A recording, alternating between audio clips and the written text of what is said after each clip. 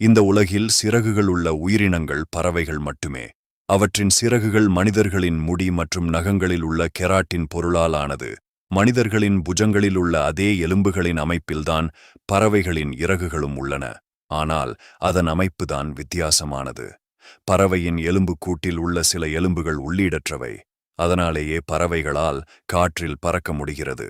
உலகில் 9800 வகை பறவை இனங்கள் இதுவரை கண்டறியப்பட்டுள்ளன. வாங்க வாவ் தமிழ் ஸ்டோரியில் பார்க்கலாம். குயில் அல்லது அக்காக்குருவி என்று அறியப்படும் இப்பறவை இந்திய துணைக்கண்டத்தை வாழ்விடமாக கொண்டது. இது குயிலின் இனத்தைச் சேர்ந்த பறவையாகும். இப்பறவை தோற்றத்தில் வல்லூறு என்ற பறவை போலிருக்கும். இவை காக்கை அல்லது தவிட்டுக்குருவி போன்ற பறவைகளின் கூட்டில் முட்டைகளை இடும்.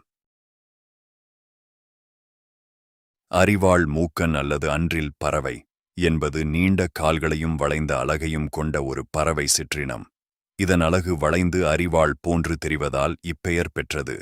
கூட்டமாக இரை தேடும் இப்பறவைகள் சேற்றில் வாழும் உயிரினங்களை தின்கின்றன. மரங்களில் கூடு கட்டி வாழ்கின்றன.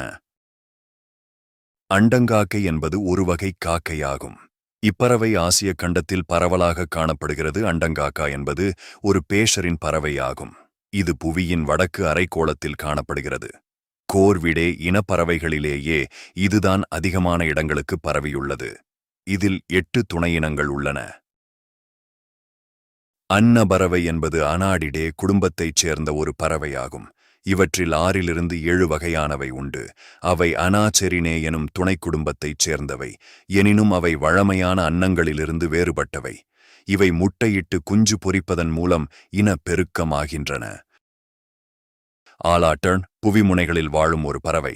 உலகிலேயே அதிக தூரம் சுமார் 12,000 மைல்கள் ஒரு வழியில் வட துருவப் பிரதேசத்திலிருந்து தென் துருவப் பிரதேசத்துக்கு குளிர் நாட்களில் பறந்து இடம்பெயரும். ஆலா பருமனில் புறாவை விட சற்றே மெலிந்திருக்கும். உடலை விட நீளமான இறக்கைகள் கொண்டது ஆலா. அதன் வால் சிறகுகள் மீனின் வால் போன்ற அமைப்பில் இருக்கும். இறக்கைகளின் மேல் புறம் சாம்பல் நிறத்திலும் வயிறு வெள்ளையாகவும் இருக்கும். இப்பறவையின் கால்கள் குட்டையானவை. தலை, கழுத்து, மார்பு, வயிறு, கால்கள், அலகு இவற்றின் நிறம் ஒவ்வொரு வகை ஆலாவில் ஒவ்வொரு மாதிரி இருக்கும்.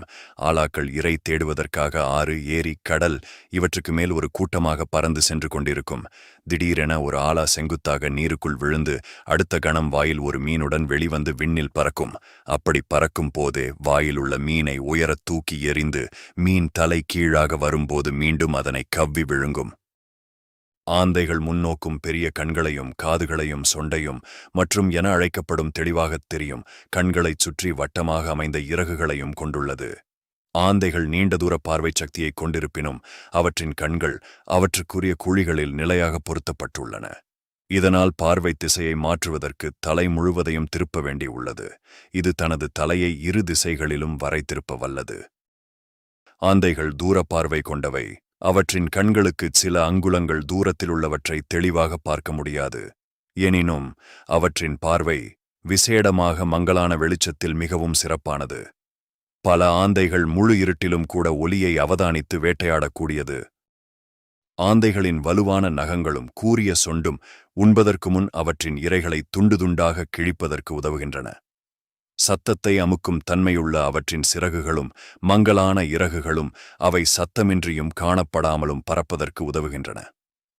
உணவின் சமிக்கப்பட முடியாத எலும்புகள், செதில்கள் மற்றும் இறகுகள் போன்றவற்றை உருண்டை வடிவில் வெளிவிடும் இதன் நடத்தை இவற்றின் உணவு பழக்கம் பற்றி ஆராயும் விஞ்ஞானிகளுக்கு உதவுகின்றது. உயிரியல் பாடங்களின் போது பகுத்தாய்வதற்கு மாணவர்களுக்கு உதவுவதால் சில நிறுவனங்கள் இந்த உருண்டைகளை சேகரித்து பாடசாலைகளுக்கு விற்பனை செய்கின்றன.